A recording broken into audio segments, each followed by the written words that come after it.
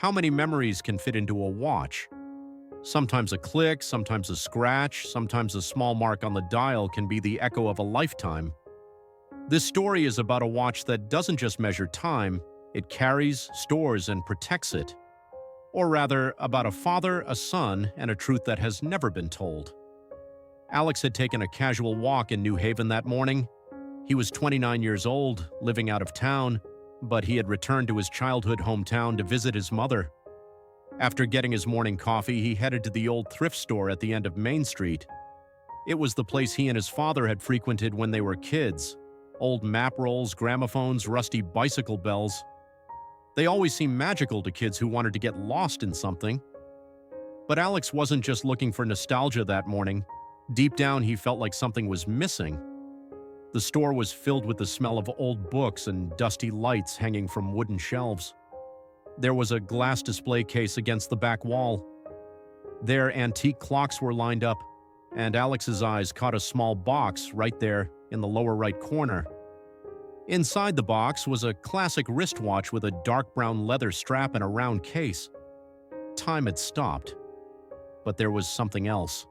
A small mark on the side of the case. Familiar. Then his eyes froze. This watch was his father's watch. It had been lost years ago, or at least that's what it seemed. Alex approached the display case. He looked at the clock behind the glass like a stranger. He remembered falling asleep to the ticking of that clock when he was a child. Every evening after his father put him to bed, he would rub his hands together and take out that watch, and the slight thud sound it made when he left it on the table. The clock spoke quietly. "I'm here." The shop owner was an old man. He approached the display case with a slight stoop. "Is there something that interests you, young man?" Alex could barely contain his voice. "This watch, it was my father's." The man bowed his head slightly. "Are you sure? Many clocks come and go here." "Yes," said Alex. "There was an engraving on the back. Can I see it?" The man held out the key. "Of course, be careful." Alex picked up the watch. His fingertips were trembling. The watch was like the face of an acquaintance he hadn't seen for years. He turned the back cover, and there, the engraved letters. TH. Time passes, but words don't.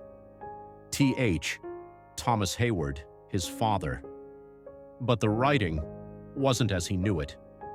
Because it wasn't his father's, it was someone else's, and even stranger. Alex had never heard this sentence. Dear viewer, have you ever come across an object you thought you knew and felt that it had become alien to you? That the past is woven not only with what you remember, but also with what you don't remember? Write in the comments and subscribe, because this story is not just about a clock, but also about the recalibration of a reality. Alex returned home with his hands still shaking. His mother had thought the watch had been lost for years. "Your father had it on his wrist when he left home one day. We never saw it again," she had always said. But how could this watch be here, in this shop? The next morning, Alex took the watch and went to the old library in town.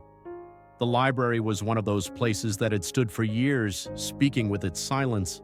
His mother and father had met here, and his father had founded a history club in this library years ago. Alex sat down at his father's desk. He put the watch on the table. He took a deep breath.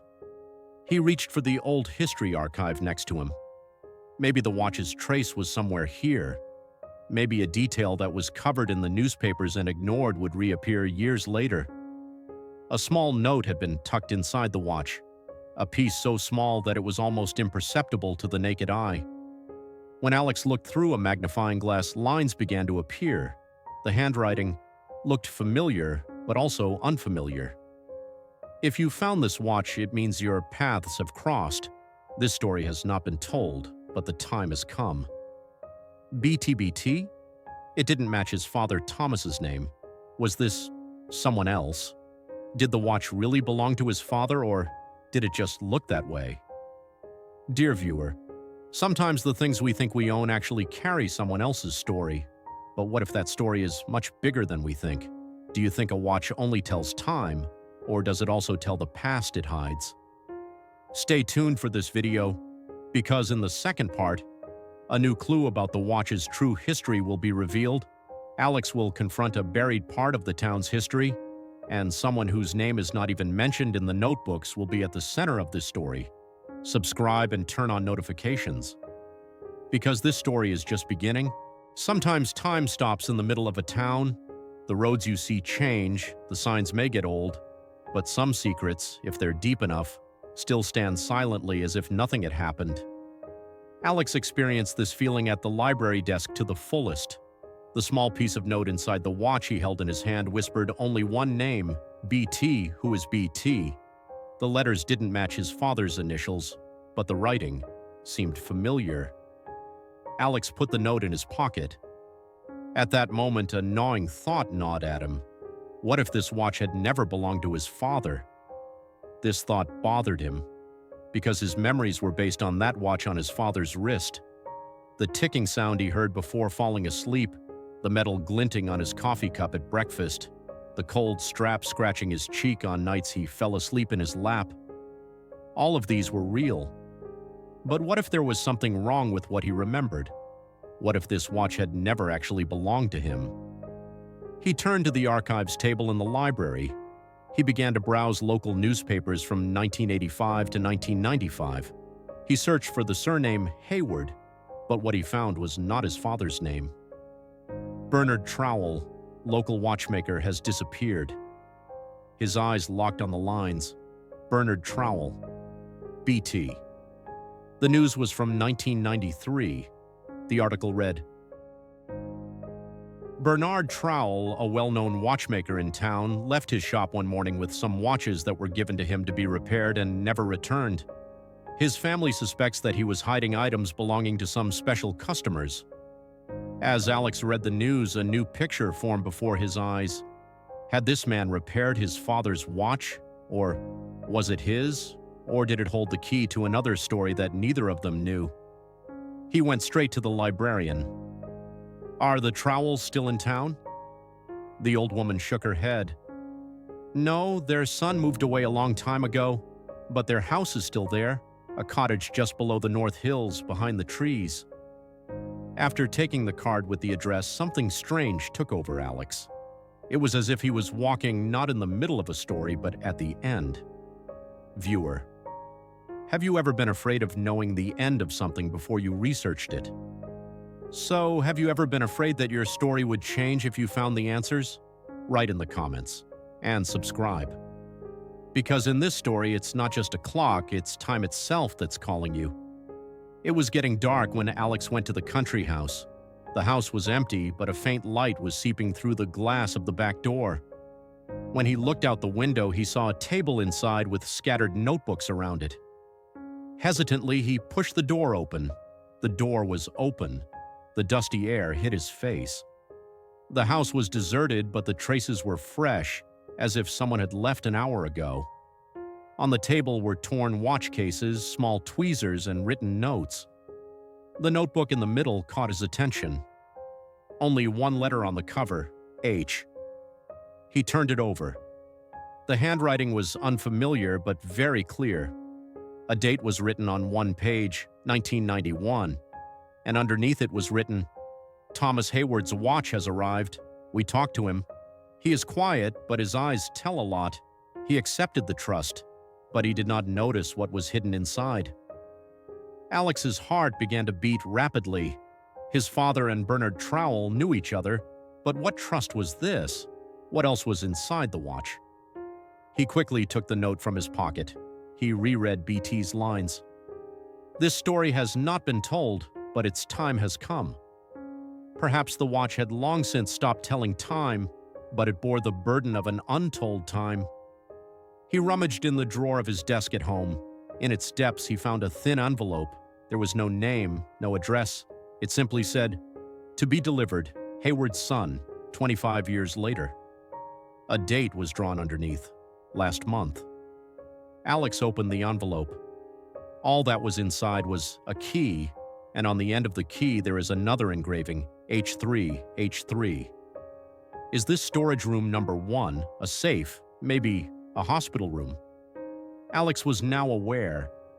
This story did not begin with his father's watch, but it could have ended with an ending written in his name. Viewer, sometimes the past does not chase us. We follow it without realizing it. In this story, everything seemed to fit into a watch, but now we know that the real issue was what that watch was hiding. And in the last part, the place the key opens will be revealed, a side of his father's life that no one knew will come to light, and Alex will learn why this watch chose him. If you are still here, this could be your story too. Subscribe. Because time sometimes begins not in a watch but in a confrontation. Time sometimes feels like a knot. It neither moves forward nor retreats. It is simply there. Alex experienced this feeling as he examined the old key in his hand. The letters and numbers engraved on it, H3, were not a place for him but a call. No note, no object his father had left had ever spoken so directly. And now this voice, hidden for 25 years, was breaking the silence. The first thing he did was ask his mother, "Did your father ever tell you about Bernard Trowell?" The woman stopped. She frowned and looked into the distance. "Years ago, maybe once. He was a watchmaker, I think. He was a very quiet person.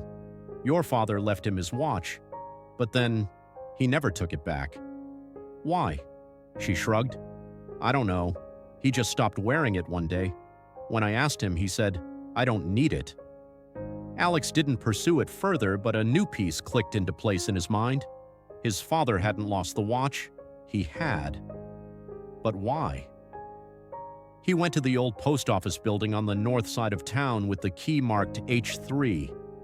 At the back of the building was a section of abandoned mailboxes. The windows were broken, inside were only rusty iron cabinets and a lonely, dusty place. In the middle of the third row stood an old safe marked H3. The key fit perfectly into the hole. The lock turned slightly. Alex opened the safe. Inside was an envelope, a tape, and a drawing. On the envelope was written, "Undelivered to Thomas Hayward." Alex's hands trembled. He opened the envelope slowly. Inside was a letter. The writing was familiar. "Thomas, I know this letter will not reach you, but I still have to write. I fixed your watch that day, but it didn't just contain time. It also contained things you couldn't talk about, couldn't tell, and you told me a secret. That letter Emily wrote to you. You entrusted it to me, so I put it in this safe, but you never came back." BT, Emily, not Alex's mother, someone who had never been involved in his father's life. He had never heard her name before, but this letter hinted at another story his father had silently left behind. Alex took the cassette tape from the envelope. He found an old tape recorder in the basement of the library. He put the tape in. The tape started, and a voice echoed. "Thomas, if you're listening to this, then you're still searching for time. I got Emily's letter. But instead of confronting her, you ran away. You told me you had the same dream every night. A clock is ticking, but it's not telling the time. Maybe you were right.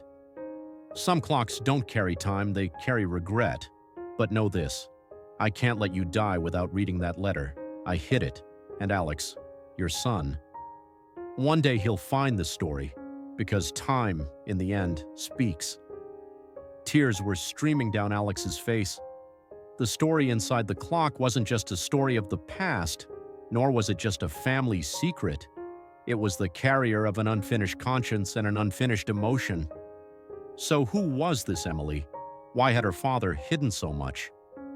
Towards the end of the tape, Bernard's voice spoke again. "Alex, if you found this watch, it's time to look forward, not back. Leave your father with understanding, not anger, because some people can't talk, but their watches, one day they will." Dear viewer, have you ever felt like an object was asking you a question you've never been asked in your life? I mean, without asking who your father was, but looking into his heart. Write in the comments, because this story isn't just Alex's. If the voice of every hidden feeling, every untold story echoes in you, you're not alone anymore. That evening, Alex put the watch back in its box, but this time he took that little note, the letter, and the tape with him. He made a decision on the way home. He wouldn't share the story about his father with his mother, because this past wasn't his, it was a journey his father carried. But when Alex looked at his watch now, he didn't just see the time, he saw the past, and that past wasn't silent anymore. If this story touched you, please leave a comment, because who knows, maybe your story will come out of a clock one day.